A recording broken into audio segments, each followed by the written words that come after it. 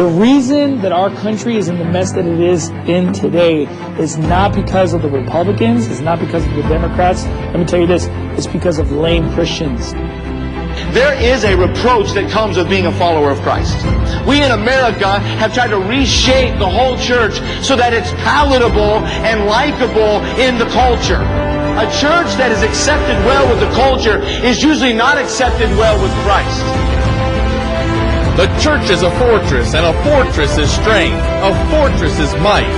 Not only a center of defense, but a place of strategic planning and offense. Our God does not expect us to wait for the darkness to enclose around us. He expects us to take up His banner and fight the darkness with His light.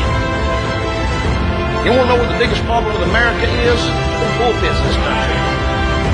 Gave in to public pressure, gave in to political correctness. One of the greatest curses this country has ever had to deal with is political correctness. Preparing the Christian to shine the light against the darkness of this world. Welcome to Our Mighty Fortress Podcast. I'm your host, Ron Miller, and welcome to the show. We have a very thought-provoking subject to cover today, but first, please go ahead and hit that follow or subscribe button on the podcast platform in which you're listening to us upon. We have many social media platforms with lots of material that you can listen to and read. You can first check us out on our fan page on Facebook when you type in at Mighty Fortress 313. You can also visit our website at ourmightyfortress.com. That's where a lot of our media is hosted, where articles and videos and even a link to our merch store to support the work is at. If you do feel so motivated to donate to the work that we do here, feel free to do so through the website and the established PayPal link. If we have helped you in some way as well, feel free to tell us at ourmightyfortress@gmail.com. By following and supporting the podcast, you let me know that you care about the subjects that we discuss. Today, I want to talk about the Madman.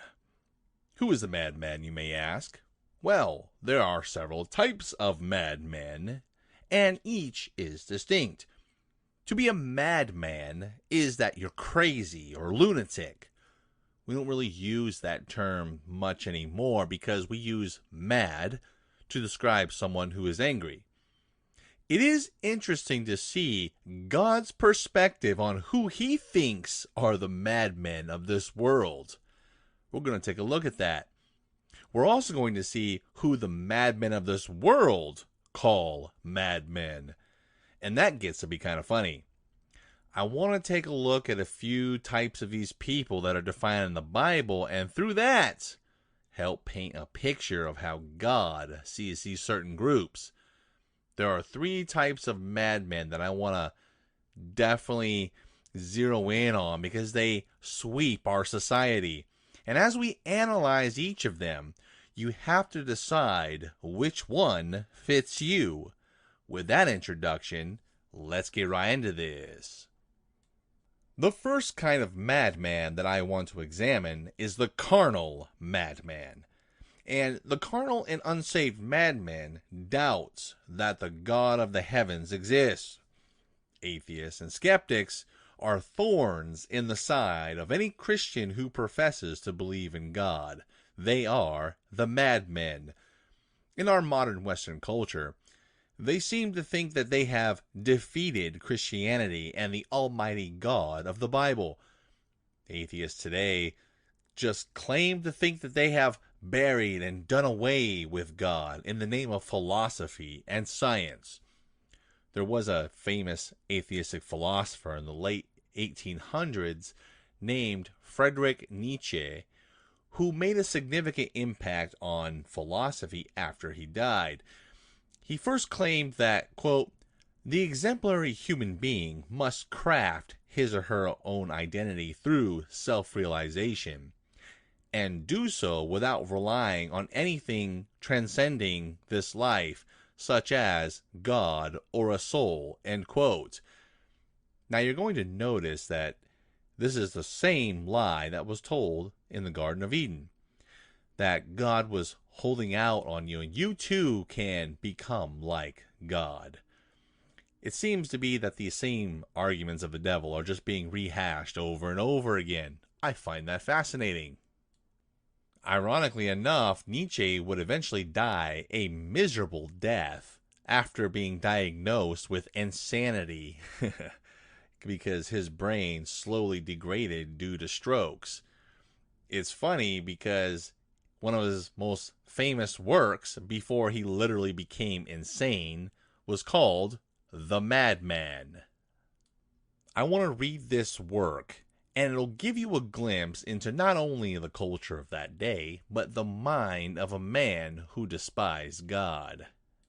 It starts, quote, "Have you not heard of that madman who lit a lantern in the bright morning hours, ran into the marketplace, and cried incessantly, 'I seek God! I seek God!' As many of those who did not believe in God were standing around just then, he provoked much laughter.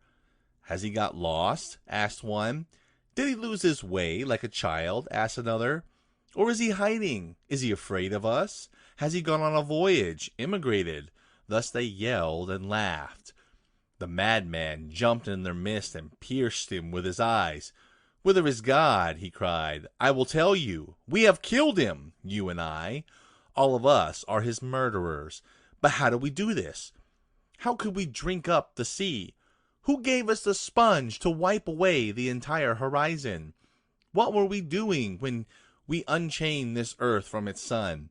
Whither was it moving now? Whither are we moving? Away from all suns?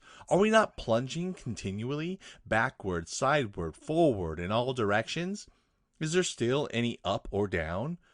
Are we not straying as though through an infinite nothing? Do we not feel the breath of empty space? Has it not become colder? Is not night continually closing in on us? Do we not need a light, lanterns in the morning? Do we hear nothing as yet of the noise of the grave diggers who are burying God?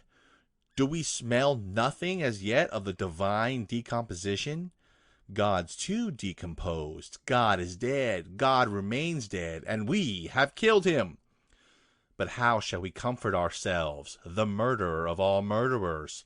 What was holiest and mightiest of all that the world has yet owned has bled to death under our knives. Who will wipe this blood off us? What water is there for us to clean ourselves? What festivals of atonement, what sacred games shall we have to invent? Is not the greatness of this deed too great for us? We ourselves not become gods simply to appear worthy of it.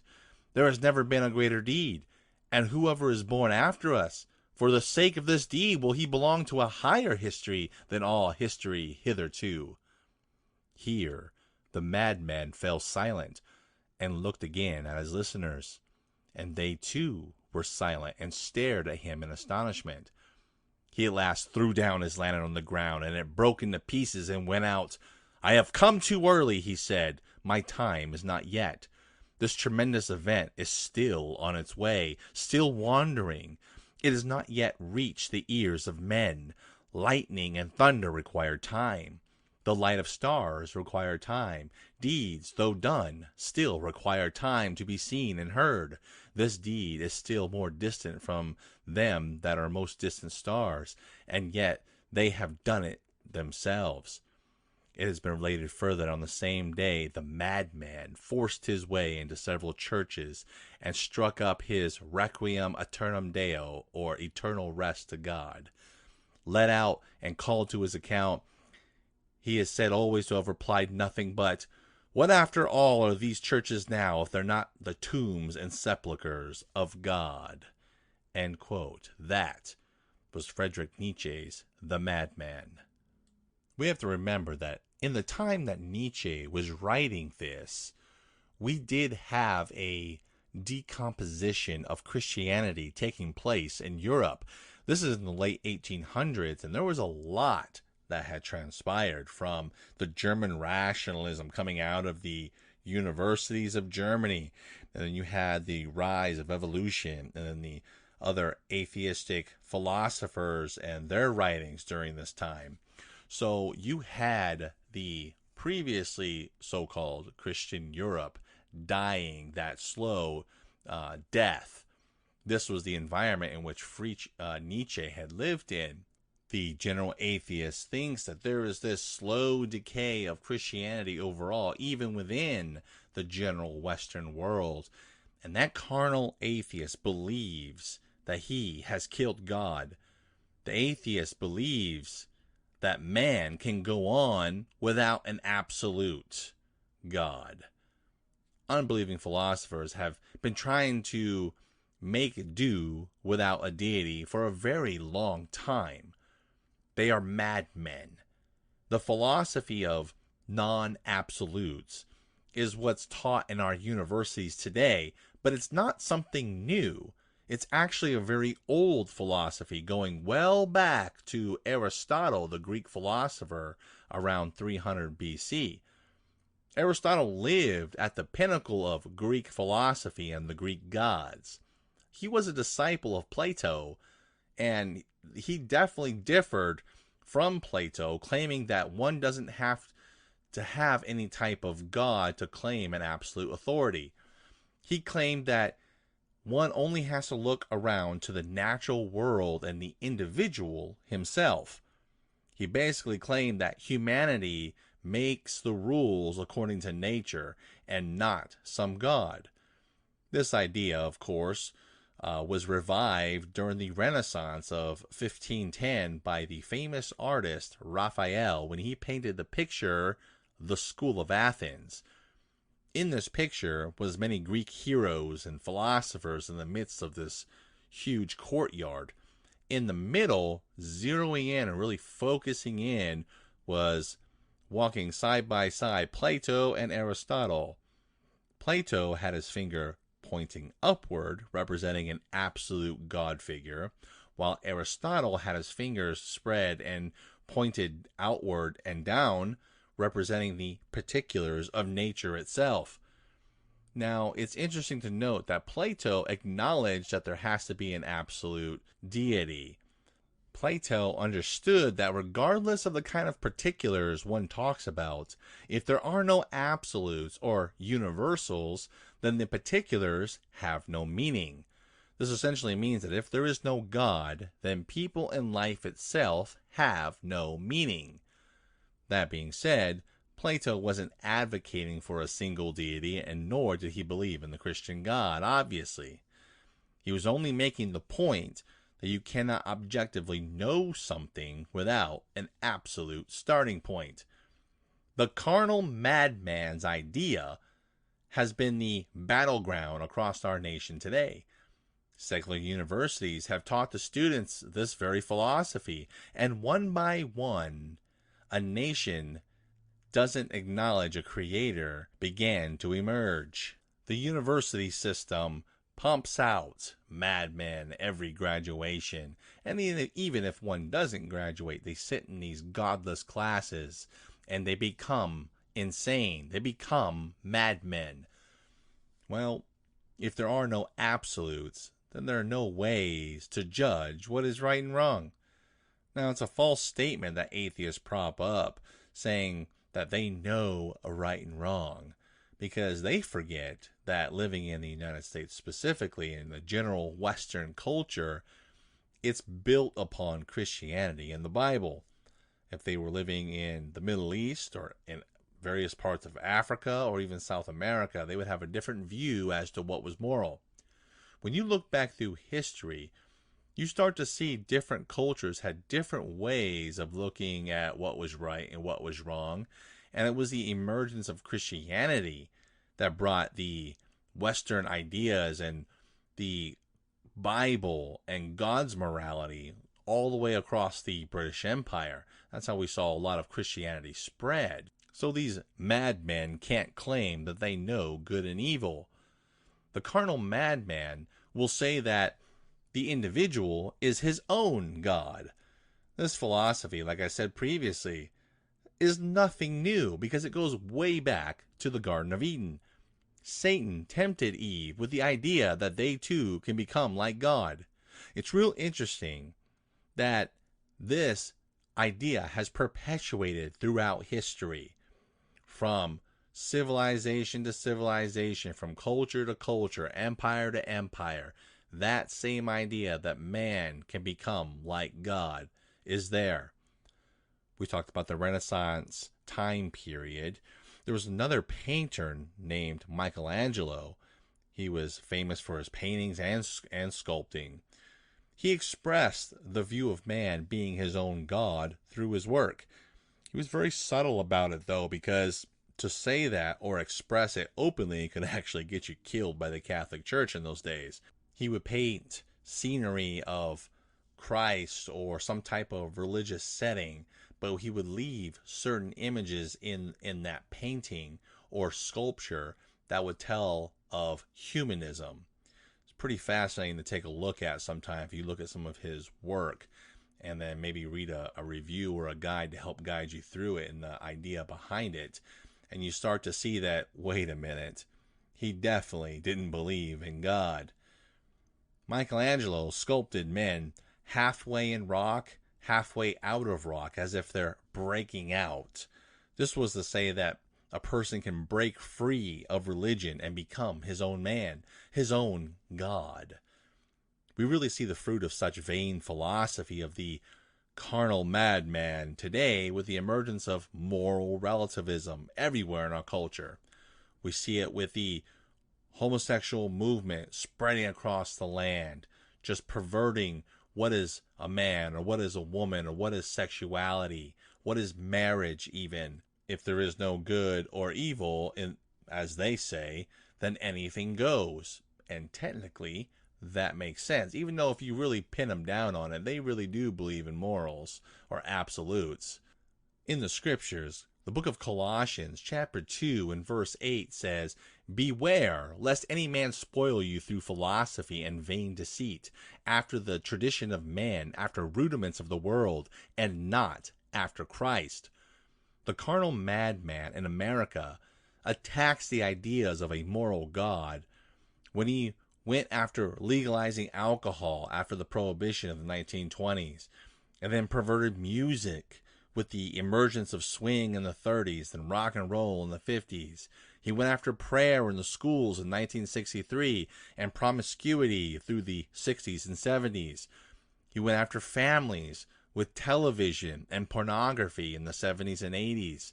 The carnal madman went after women, and along with everything above, has transformed our culture into a hedonistic or pursuit of pleasure. And an immoral culture has developed. Who would have ever thought that in today's world we're having discussions on what is a boy, what is a girl, is it biology? What kind of silly questions are taking place today? But they are.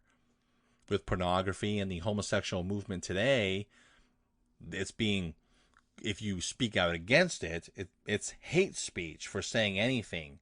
And it's really put Christianity in America on the brink of destruction. By claiming that there are no absolutes, the carnal madman has systematically tried to remove God from our culture. This has become a two-edged sword for the carnal madman. Because if anything goes, then what are the laws of a country then? Why not live in anarchy? Of course, they don't want that. They just want civilization without God. Another unbelieving philosopher named Jean-Paul Sartre, he was also a hedonist as well. He recognized this particular problem with his own philosophy. His concept was that a finite point is absurd if it has no infinite reference point. This concept is most easily understood in the area of morals, like we said. If there is no absolute moral standard, then one cannot say in a final sense that anything is right or wrong. By absolute, we mean that which is always applies and provide a final or ultimate standard. There must be an absolute if there are to be morals, and there must be an absolute if there to be real values. And he said, quote, "If there is no absolute beyond man's ideas, then there is no final appeal to judge between individuals and groups whose moral judgments conflict. We are merely left with conflicting opinions," end quote. This is recognized by the carnal madmen now, and they're flocking to find a defense on this topic. And they just say that, well, morality is evolutionary, and we just kind of evolve to know what is good or bad. Well, that's still foolish. The Christian philosopher Francis Schaeffer said this, quote, "As the Christian consensus dies, there are not many sociological alternatives.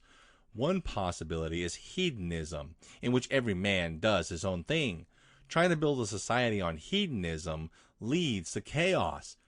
One man can live on a desert island and do as he wishes within the limits of the form of the universe, but as soon as two men live on the island, if they are to live in peace, they cannot both do as they simply please." End quote. Now, we've looked at one of the madmen. Let's go to the second one. Let's take a look at the cultist madman. The scriptures actually has this spelled out in the book of Hosea, chapter 9, starting in verse 5. Quote, "For lo, they are gone because of destruction. Egypt shall gather them up. Memphis shall bury them. The pleasant places for their silver, nettles shall possess them. Thorns shall be in their tabernacles. The day of visitation are come. The days of recompense are come. Israel shall know it. The prophet is a fool, and the spiritual man is mad. For the multitude of thine iniquity and the great hatred." End quote. The cultist madman is the false prophet. That's what Hosea is talking about. See, the false prophet claims to be spiritual. He claims to speak for God, but he doesn't. They teach and live anything and everything outside the Word of God. We see these types of people all throughout history, all with false gods all around the world in various cultures. The cultist madman emerged even within Christianity itself. And we're told about this throughout the New Testament. Matthew chapter 7 and verse 15, Jesus is speaking, warning us, saying, quote, "Beware of false prophets, which come to you in sheep's clothing, but inwardly they are ravening wolves." 2 Peter chapter 2 and verse 1 says, quote, "But there were false prophets also among the people, even as there shall be false teachers among you, who privily shall bring in damnable heresies, even denying the Lord that bought them, and bring upon themselves swift destruction." We were warned that men and women would come in teaching a different Christ that would not be in the scriptures. They were described by John the Apostle as antichrists. The cultist madman states that no matter what religion you're a part of, you can reach the God of the universe. All paths lead to the same God, they say. The word of God is perverted in their hands. And they'll say, oh, well, the God of the Bible is a God of love. Well, the one true and living God does have the characteristic of love. But that is not his only characteristic, nor is it his most important. The most important character trait of God is holiness. The particular type of God that's presented as the Christian God by the cultist madman is not the real God. They'll say, well, there is no hell, no judgment, no condemnation of the sinner. The cultist madman says that there may be a God out there somewhere in the universe, but it's not the God of the Bible. Not that mean Old Testament type of God. Just the love. They attack Scripture, claiming that it itself cannot be trusted.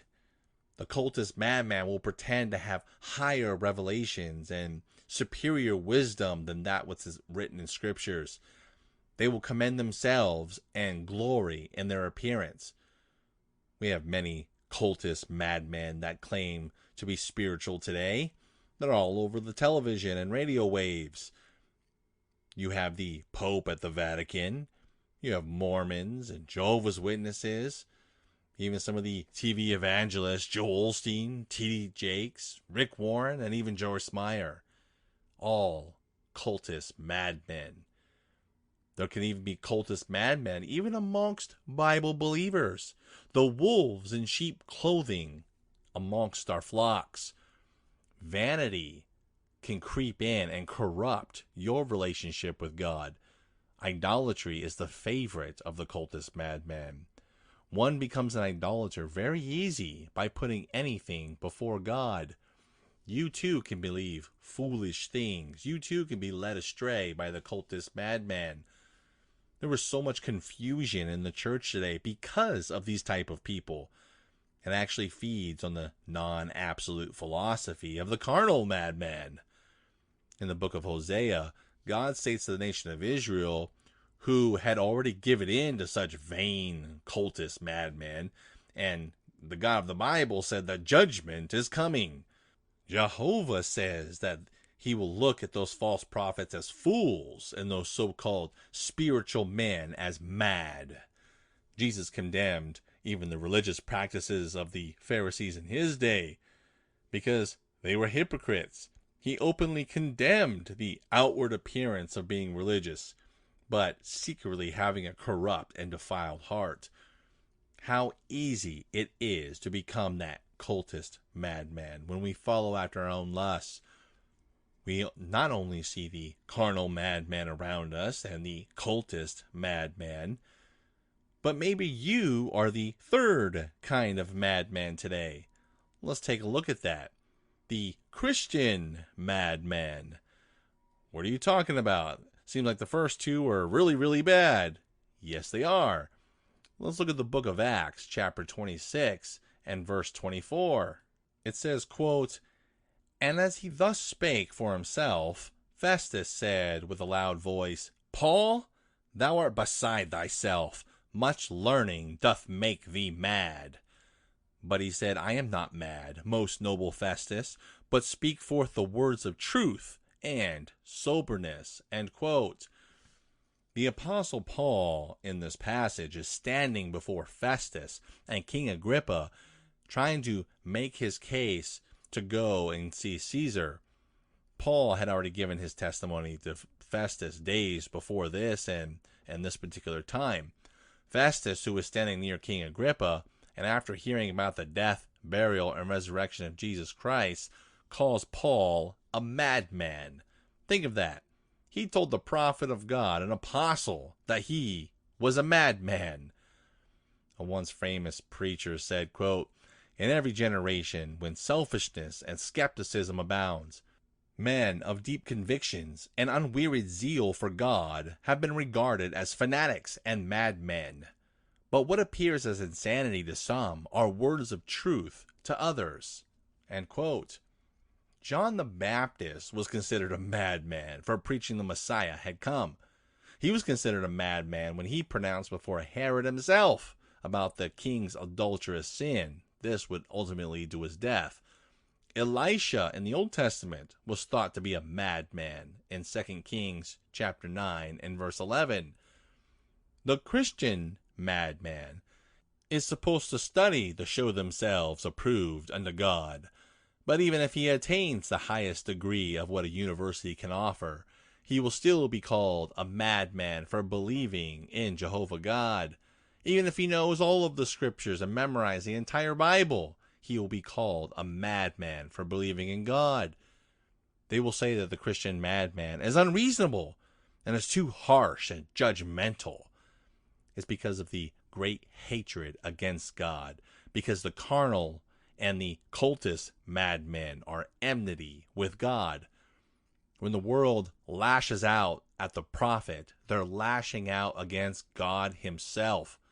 The Christian madman will be persecuted.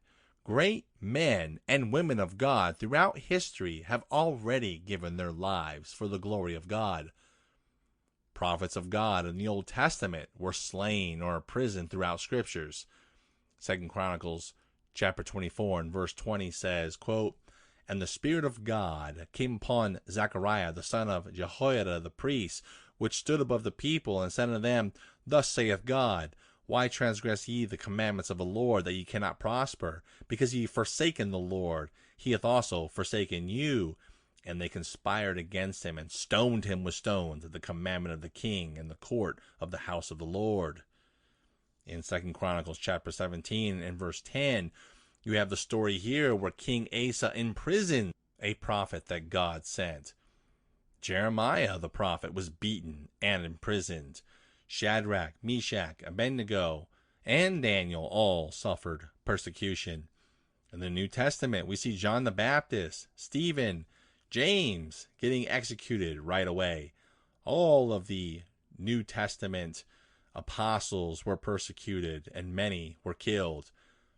Many thousands of saints would be martyred for the faith through the centuries.